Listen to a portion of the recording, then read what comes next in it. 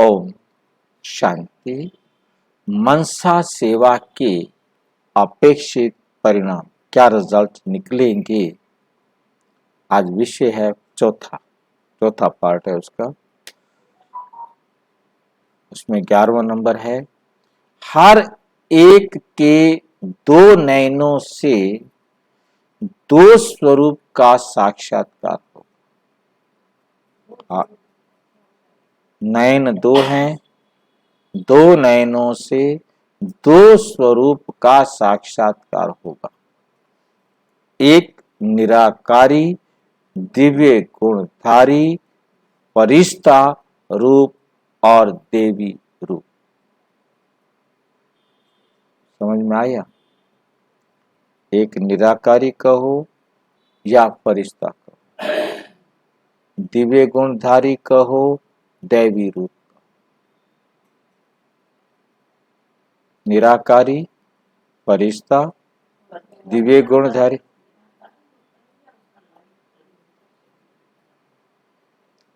परिष्ठा होता तो आकार का शरीर होता है, परंतु यहाँ आज अब आकार की तरफ नहीं जा रहे बाबा। हाँ, तो निराकारी मतलब क्या है कि दिव्य गुणधारी बनेंगे तो दैवी रूप बनेंगे। ये दोनों एक साथ दिखाई दे। परिष्ठा मतलब न्यारा और प्यारा, तो निराकारी का मतलब भी न्यारा और प्यारा। हमें कोई भी अपना नहीं, कोई भी पराया नहीं, सभी अपने हैं, कोई अपना नहीं है। ये दोनों विपरीत गुण एक साथ हमारी बुद्धि में, स्मृति में अपने हैं, परंतु उसमें कोई हमारा अटैचमेंट नहीं है। हमारे लिए सभी आत्माएं बराबर है। यहां पर ये मेरा अपना है, ये पराया है, ये अमीर है, ये गरीब है, ये स्त्री है, ये पुरुष है। मतलब ये तो यहाँ है ना। आत्मा के सामने तो कुछ भी नहीं है। आत्मा के लिए तो ना कोई स्त्री है, ना कोई पुरुष है, ना कोई अमीर है, ना कोई गरीब है। उसके लिए तो आत्मा आत्मा है बस। अपना पराये का भेद देह के कारण आता है, देह की स्मृति के कारण आता है, या आत्म विस्मृति के कारण आता है। और दैवी गुणधारी साथ साथ में कि हमारे पास दिव्य गुणों को धारण किया, जो बाबा का गुणों का खजाना है, वो हमारे जीवन का हिस्सा है, जिसके कारण हम सबके साथ व्यवहार कुशल। ये दोनों आंखों से दिखाई दे। हर एक ऐसे अनुभव करेंगे, वह हर एक से ऐसा अनुभव होगा जैसे कि चलता फिरता लाइट हाउस। जैसे कि चलता फिरता लाइट हाउस, और उससे सबको रास्ता मिल रहा है, सबको राह मिल रही है कि हमें कहाँ जाना है, कौन आया है और हमें कहाँ ले जाने के लिए आया है, जिसको हम कहेंगे लाइट हाउस, माना मुक्ति धाम का रास्ता दिखाने वाला। और फिर दूसरा है माइट हाउस। एक आंख से दिखाई देगा लाइट हाउस, और दूसरी आंख से क्या दिखाई देगा, माइट हाउस।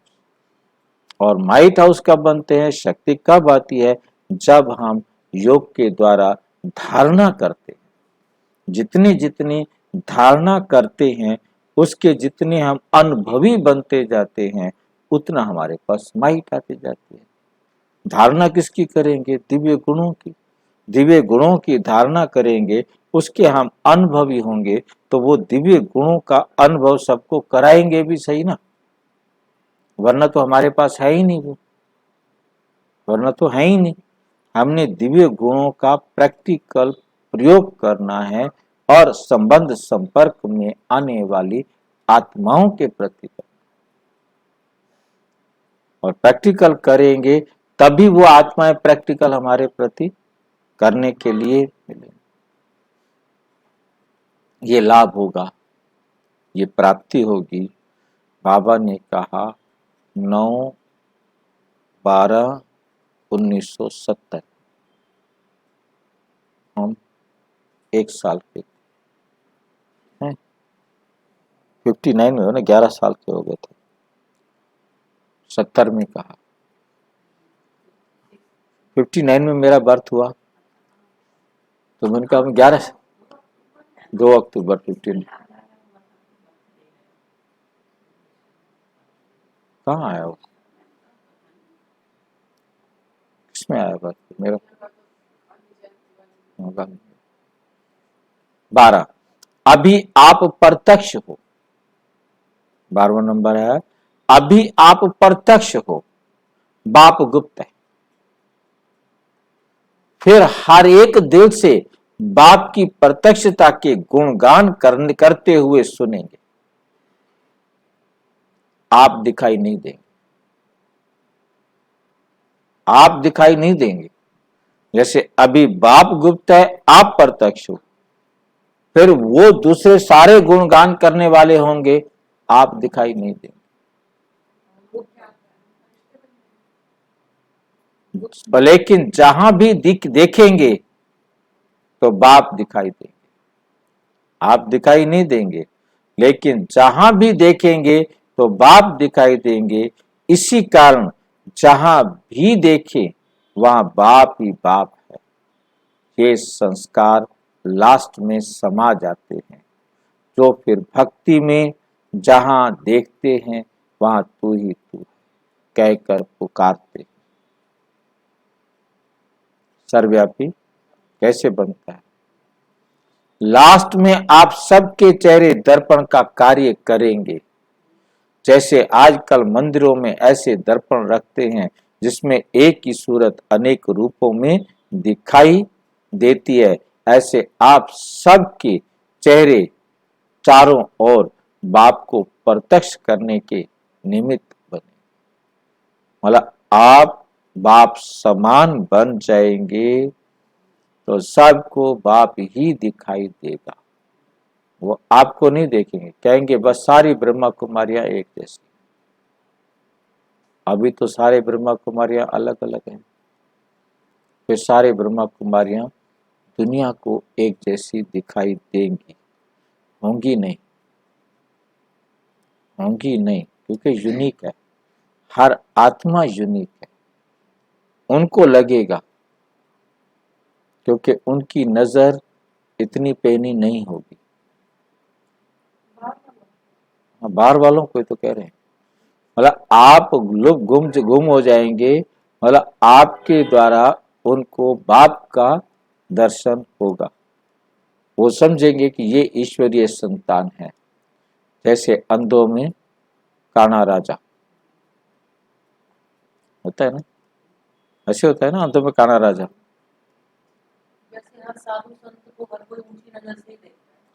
ऊंची नजर देखता है, मतलब कहने का ये है कि जो लास्ट में ब्रह्मा कुमार बने होंगे और जो थोड़ा सा भी सच बोलने वाला हो, उसको क्या कहेंगे? ये बड़ा देवता है। झूठी दुनिया में कोई सच बोलने वाला मिल जाए तो उसको देवता कह देते ना। तो ऐसे ही मतलब सारे के सारे जो आदि वाले होंगे, जो मध्य वाले होंगे, जो अंत वाले होंगे, ब्रह्मा कुमारों की संख्या 33 करोड़ हो जाएगी। सारे व्हाइट ड्रेस वाले दिखाई देंगे, वो सब उनको क्या समझेंगे? भगवान आ गया, ये सब भगवान है। उनके लिए तो वही देवता है ना, उनके लिए तो वही ईश्वर है, उनके इष्ट देव हैं सारे के सारे। सारे प्रकार के सारे क्या लगेंगे उनको? उनको भगवान दिखाई देंगे। और फिर वो क्या कहेंगे? तू ही तू है, हर जगह देखो तू ही तू। वो भी बाबा, वो भी बाबा, वो भी बाबा, वो भी बाबा, सारे बाबा, सारे भगवान है। हाँ जी, प्रत्यक्ष करेगी, मतलब आपके द्वारा बाबा प्रत्यक्ष हो। और उस टाइम पर चाहे कोई 49 नंबर वाली आत्मा है, चाहे कोई 60 नंबर वाली आत्मा है, कोई 70 वाली है, कोई 100 वाली है, होंगे तो सारे ही, जाएंगे कहाँ? है नहीं, होंगे तो सारे, परंतु हाँ, परंतु जिनके लिए 49 नंबर वाला इष्ट देवता है, उसके लिए तो वही भगवान है ना, उसको तो भगवान दिखाई देगा, तो सारे ही भगवान, आप बाप ही दिखाई देंगे। और क्या मतलब, कितनी गहरी जो है ना बात है ये। और अब इसको हम एक लाइन में ऐसे पढ़ के छोड़ देते तो ये बात हमें समझ में नहीं।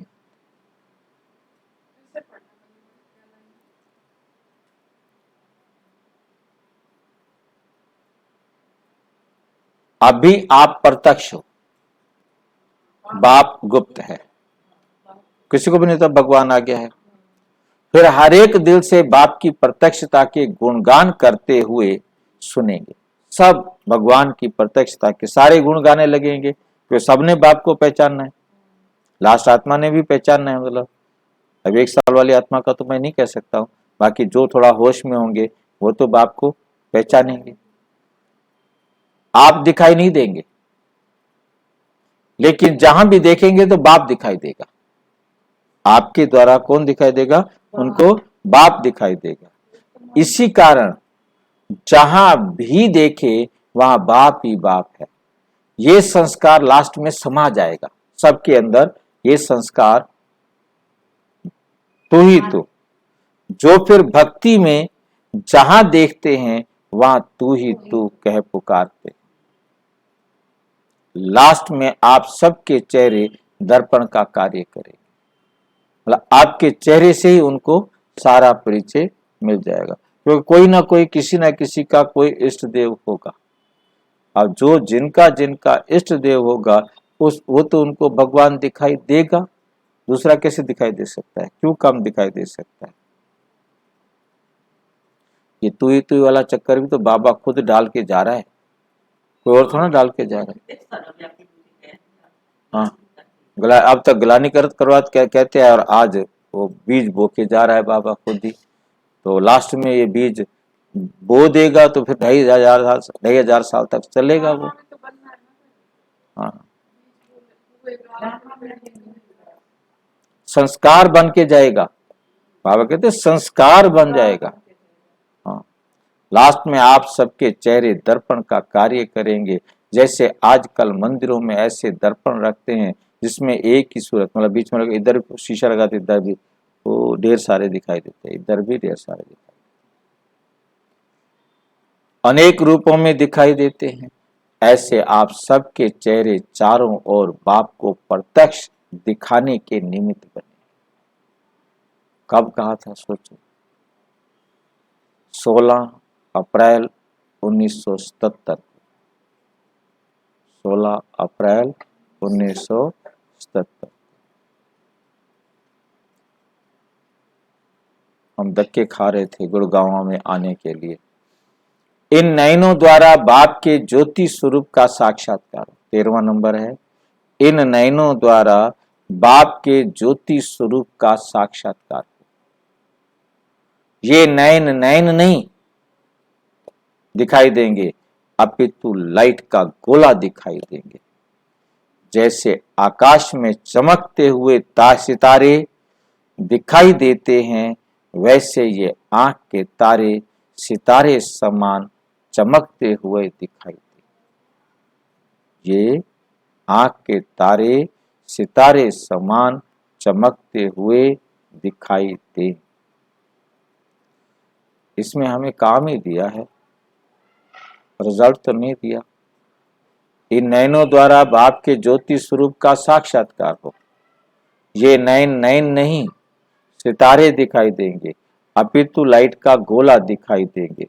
मतलब कब दिखाई देंगे? जब हम बनेंगे, मतलब मनसा सेवा करेंगे तो आपके इन आंखों से उनको संदेश मिलेंगे।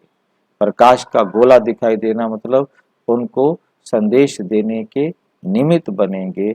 जैसे आकाश में चमकते हुए सितारे दिखाई देते हैं, ये आंखों के तारे सितारे समान चमकते हुए दिखाई देंगे, उनको रास्ता दिखाने के निमित्त बनेंगे। तो ये बाबा ने कहा था 23 जनवरी 1976 को। 14 है एक सेकंड भी कोई आपके सामने आवे, एक सेकंड भी कोई आपके सामने आवे, तो भी दृष्टि से ऐसा अनुभव करे कि मैंने कुछ पाया, मैंने कुछ पाया, कुछ मिला। मतलब आपकी दृष्टि भी उसको कुछ देने वाली हो, मतलब आपके संकल्प मतलब उनको कुछ अनुभव कराए ना।